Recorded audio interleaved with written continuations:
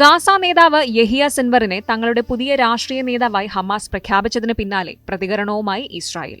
Palestine വിഷയം ഇറാനും ഹമാസും ചേർന്നാണ് നിയന്ത്രിക്കുന്നത് എന്ന സന്ദേശമാണ് യഹിയയുടെ തിരഞ്ഞെടുപ്പിലൂടെ വ്യക്തമാകുന്നതെന്ന് ഇസ്രായേൽ വിദേശകാര്യമന്ത്രി ഇസ്രായേൽ കാറ്റ്സ് പറഞ്ഞു. സിൻവർ നിലവിൽ ഖത്തറിന്റെ തലസ്ഥാനമായ ദോഹയിൽ ഒളിവിൽ കഴിയുകയാണ്.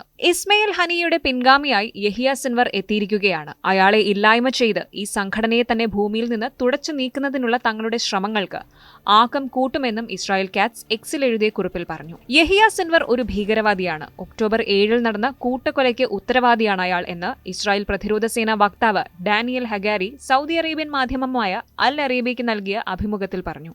സിൻവറിന് ഇനി ഒരു സ്ഥലമേ ബാക്കിയുള്ളൂ. ഗാസയിൽ ഇസ്രായേൽ പ്രതിരോധ സേനയുടെ ആക്രമണത്തിൽ അടുത്തിടെ കൊല്ലപ്പെട്ട മുഹമ്മദ് ഡെയ്ഫും ഒക്ടോബർ 7 കൊല്ലപ്പെട്ട ഭീകരരും ഉള്ളിടത്താണ് സിൻവറും ഇനിയുണ്ടാകുക, അദ്ദേഹം പറഞ്ഞു.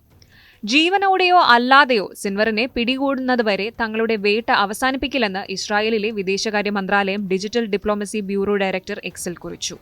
കഴിഞ്ഞ ദിവസമാണ് യഹിയ സിൻവറിനെ തങ്ങളുടെ പുതിയ രാഷ്ട്രീയ നേതാവായി ഹമാസ് പ്രഖ്യാപിച്ചത്. ഇസ്രായേൽ ആക്രമണത്തിൽ കൊല്ലപ്പെട്ട ഇസ്മായിൽ ഹനിയയ്ക്ക് പകരമായാണ് ചൊവ്വാഴ്ച സിൻവറിനെ തിരഞ്ഞെടുത്തത്.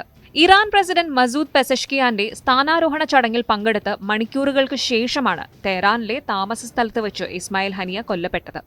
പിന്നാലെ ഹനിയയുടെ കൊലപാതകത്തിന് പിന്നിൽ ഇസ്രായേലാണെന്ന് ഇറാൻ ആരോപിക്കുകയും ചെയ്തിരുന്നു. 2017 മുതൽ ഗാസയിലെ ഹമാസിന്റെ നേതാവാണ് 61-കാരനായ യഹിയ ഇബ്രാഹിം ഹസൻ സിൻവർ. നിലവിൽ ഹനിയയുടെ പിൻഗാമിയായാണ് അദ്ദേഹത്തെ ഹമാസ് പോളിറ്റ് ബ്യൂറോ നിയമിച്ചിരിക്കുന്നത്. 2023 ഒക്ടോബർ 7 ഇസ്രായേലിനെതിരായ ആക്രമണത്തിന്റെ മുഖ്യ ആസൂത്രകനും സിൻവറാണ്. ഇതിന് മറുപടിയായി ഇസ്രായേൽ ആരംഭിച്ച യുദ്ധത്തിൽ ഇതുവരെ 40,000-ഓളം പേർ കൊല്ലപ്പെട്ടതായതാണ് റിപ്പോർട്ടുകൾ വ്യക്തമാക്കുന്നത്. 1989 2 ഇസ്രായേൽ സൈനികരെയും 4 പലസ്തീനികളെയും തട്ടിക്കൊണ്ടുപോയി കൊലപ്പെടുത്തിയതിന് ഇസ്രായേൽ അറസ്റ്റ് ചെയ്ത് വിചാരണ ചെയ്ത് സിൻവറിന് 4 ജീവപര്യന്തവും 22 വർഷം തടവ് ശിക്ഷയും വിധിച്ചിരുന്നു. പിന്നീട് തങ്ങൾ തട്ടിക്കൊണ്ടുപോയ ഇസ്രായേൽ സൈനികൻ ഗിലാദ് ഷാലിദിനെ വിട്ടുനൽകുന്നതിന് പകരമായി യഹിയ സിൻവറിനെ മോചിപ്പിക്കാൻ ഹമാസ് ആവശ്യപ്പെടുകയായിരുന്നു. യഹിയയ്ക്കൊപ്പം തടവിലാക്കിയ 1000-ലധികം തടവുകാരെ കൂടി ഇസ്രായേലിന് അന്ന് കൈമാറേണ്ടി വന്നിരുന്നു.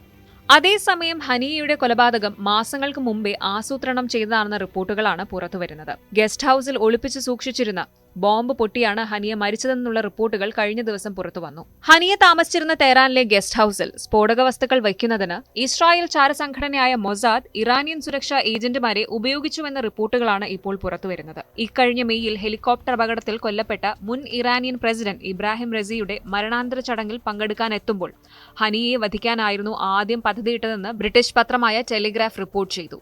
വലിയ ജനക്കൂട്ടത്തിന്റെ സാന്നിധ്യവും പദ്ധതി പരാജയപ്പെടാനുള്ള സാധ്യതയും മുൻകൂട്ടി കണ്ടതിനാൽ ഇത് ഉപേക്ഷിക്കുകയായിരുന്നുവെന്ന് റിപ്പോർട്ടിൽ പറയുന്നു. ഇസ്ലാമിക് റവല്യൂഷണറി ഗാർഡ് കോർപ്സിന്റെ നിയന്ത്രണത്തിലുള്ള ഗസ്റ്റ് ഹൌസിലെ 3 മുറികളിൽ 2 ഏജന്റുമാരാണ് സ്ഫോടക വസ്തുക്കൾ സ്ഥാപിച്ചത്.